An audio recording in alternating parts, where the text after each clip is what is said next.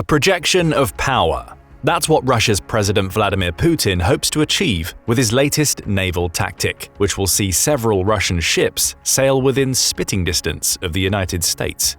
Worse yet, those ships aren't just passing by, they're preparing to engage in drills and practice operations right on the United States' doorstep. The move comes amidst ever-heightening tensions between the US and Russia, with the message from Putin being clear. Russia has allies near the United States that could serve as the launching point for a naval war if the US doesn't stop supporting Ukraine. The US isn't likely to back down. Still, Russia's move raises several important questions, such as what will the operation involve, how will the United States respond, and what would happen if the US was forced to defend its interests so close to home. Let's start with what we know about Russia's naval exercises so far. On June 6, 2024, several media outlets reported that Russia was planning to send several combat vessels into the Caribbean this summer as part of cooperative naval exercises it'll hold with Cuba and Venezuela. That news came from a US official and Pentagon spokesperson named Major Charlie Dietz, who provided the basic details. Russia will conduct heightened naval and air activity near the United States. These actions will culminate in a global Russian naval exercise this fall.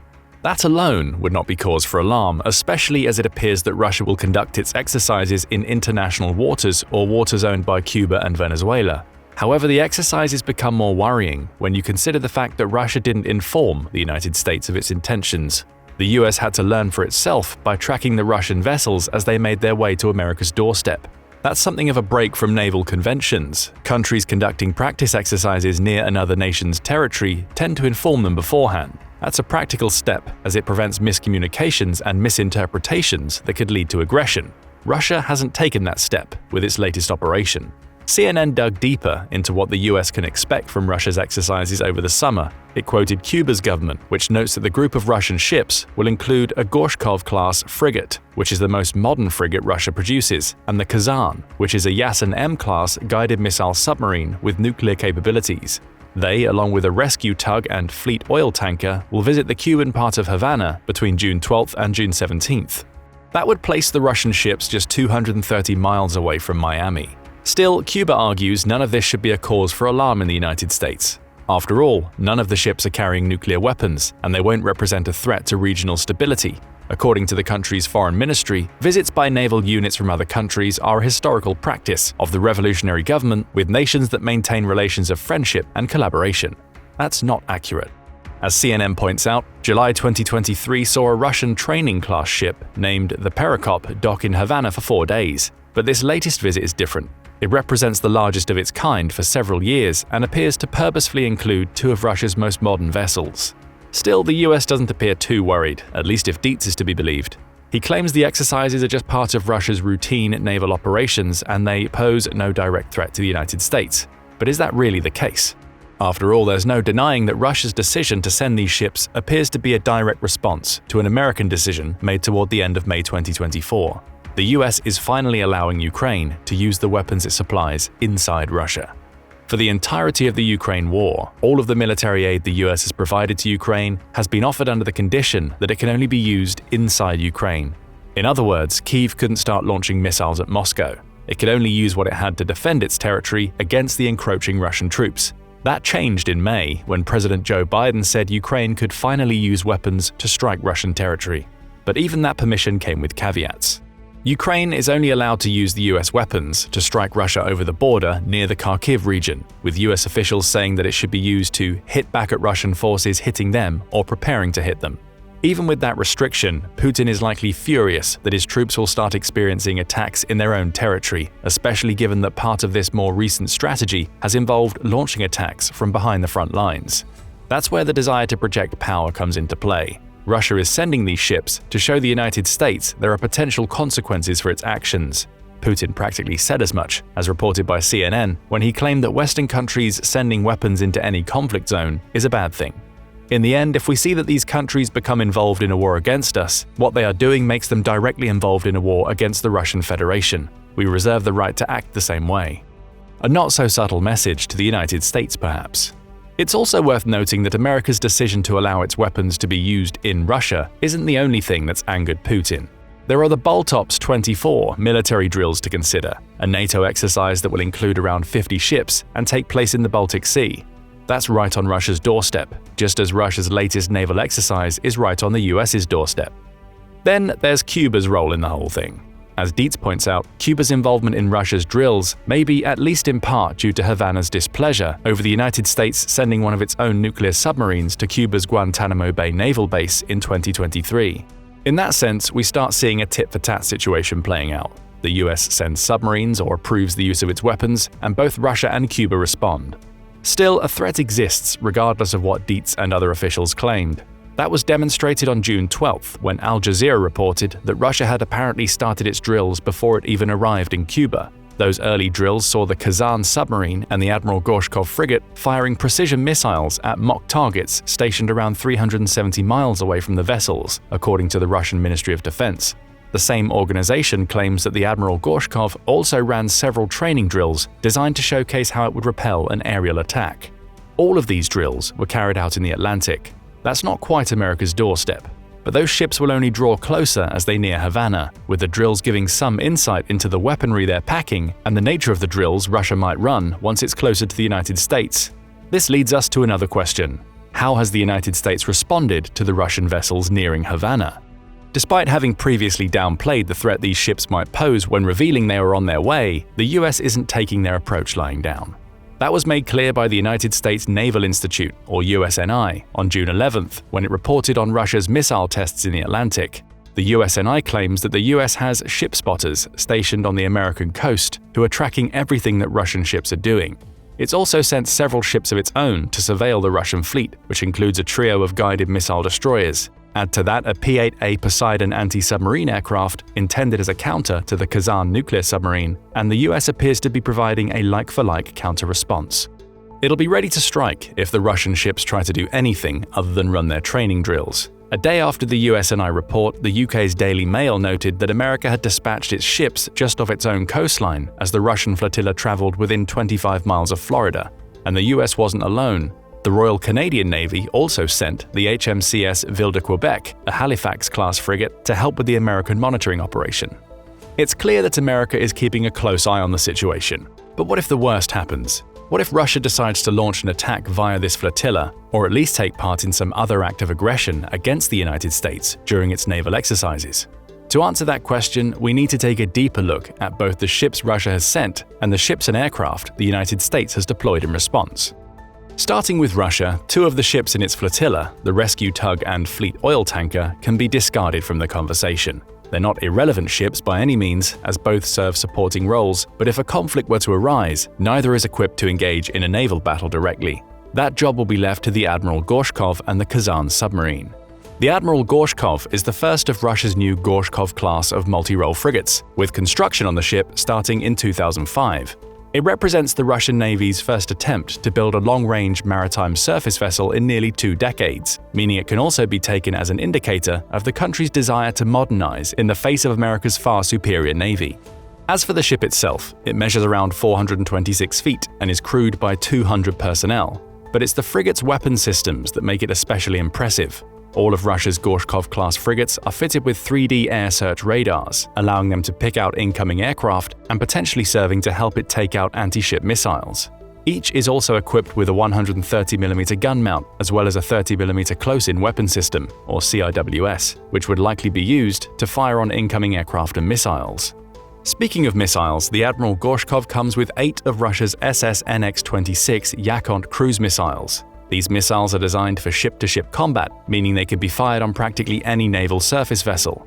They're powerful too, with a 186-mile range and a choice between either a 440-pound explosive warhead or a 551-pound semi-armor-piercing warhead. Both can devastate smaller vessels, with their accuracy having been improved in 2002, when Russia made improvements by building imaging infrared and active radar seekers into their missiles. Plus, the missiles can reach speeds of around Mach 2.2, making it exceptionally difficult to shoot out of the sky. And there's more. The Admiral Gorshkov can also be equipped with the Medvedka II anti-submarine warfare system, a set of 21-inch torpedo tubes, and the Hurricane surface-to-air missile defense system. And that's without mentioning its BrahMos missiles, which are supersonic cruise missiles that can travel for up to 180 miles while carrying a 660-pound warhead. Then there's the Zircon anti-ship cruise missile. Russia's new hypersonic missile is reportedly capable of flying at 9 times faster than the speed of sound and can supposedly travel for around 620 miles. The Missile Defense Advocacy Alliance says that it's equipped with both active and passive radar seekers, but little more is known about it beyond that. Still, if it's as fast as Putin claims, it should be capable of penetrating practically any ship's anti-missile defenses simply because they won't be quick enough to keep up with it.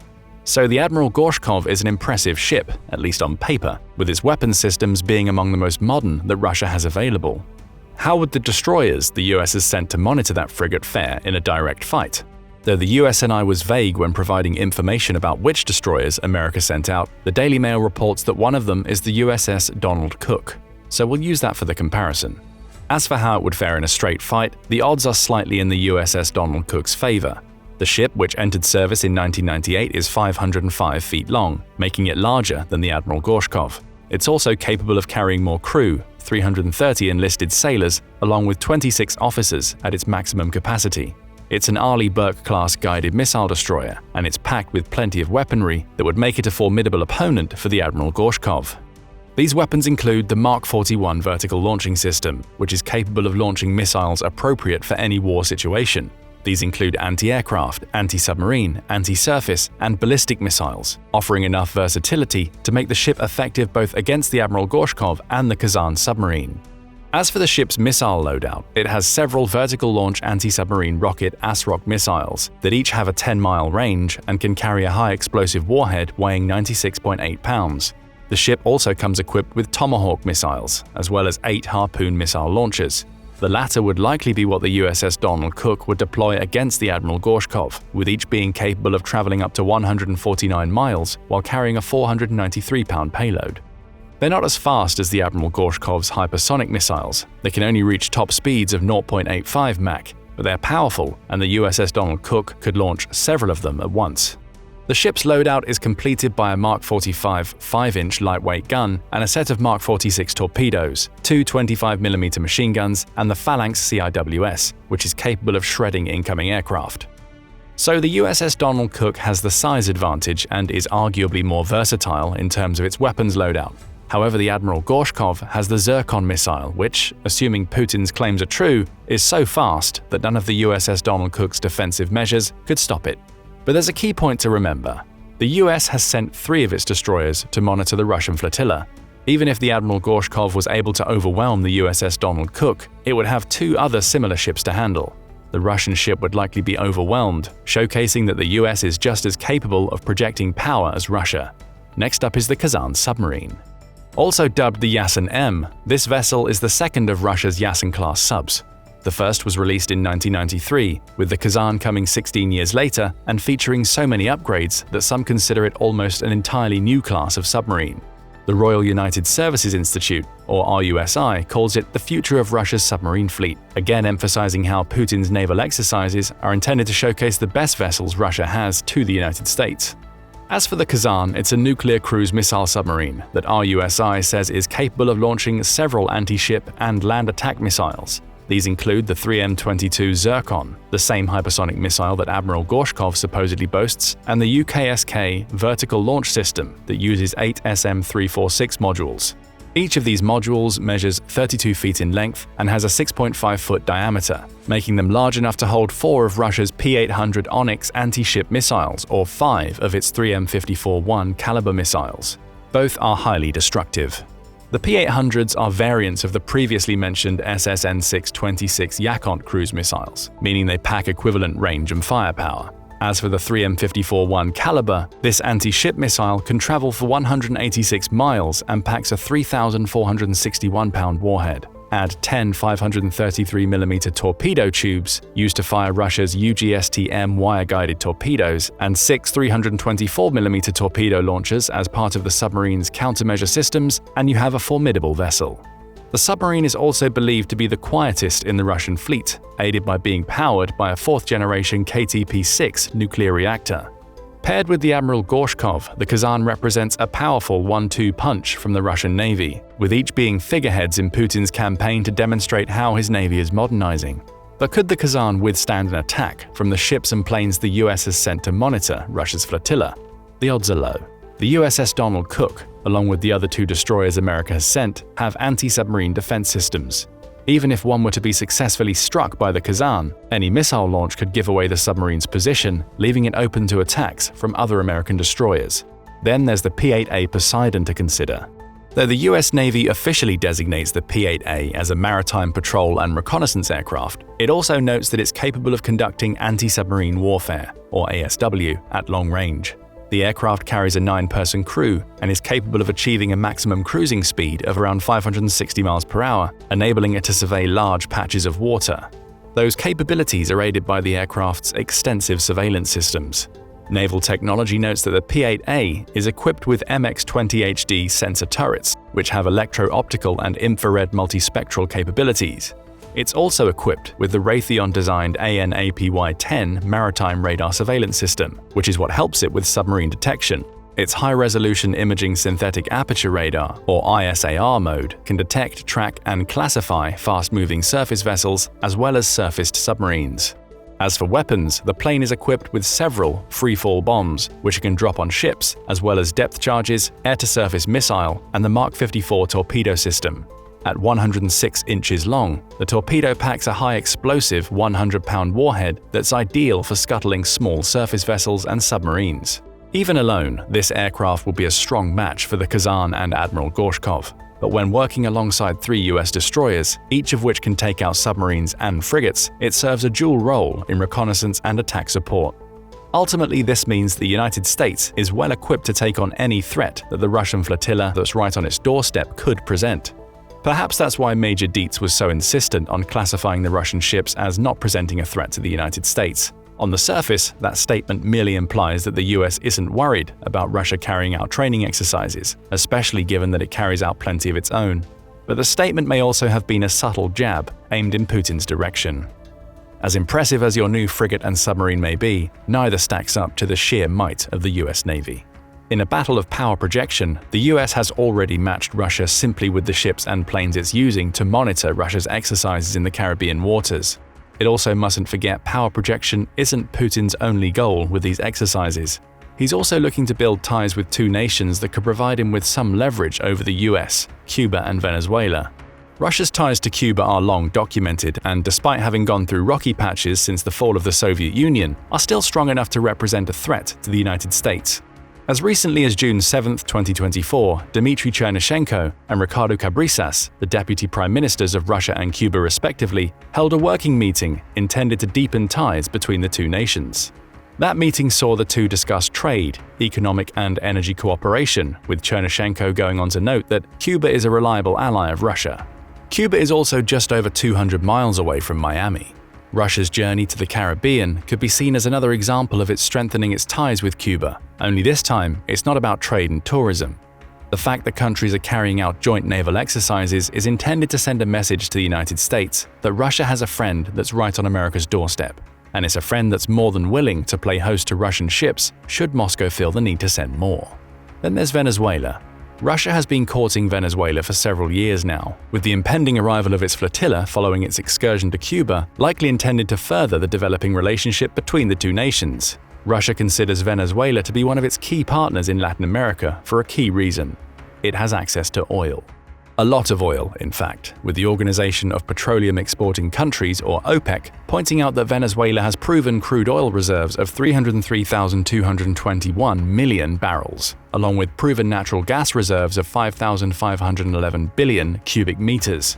Those are among the world's largest, with Russia succeeding in securing a deeper partnership with Venezuela, likely leading to the country becoming an even more important player in global energy markets than it is right now.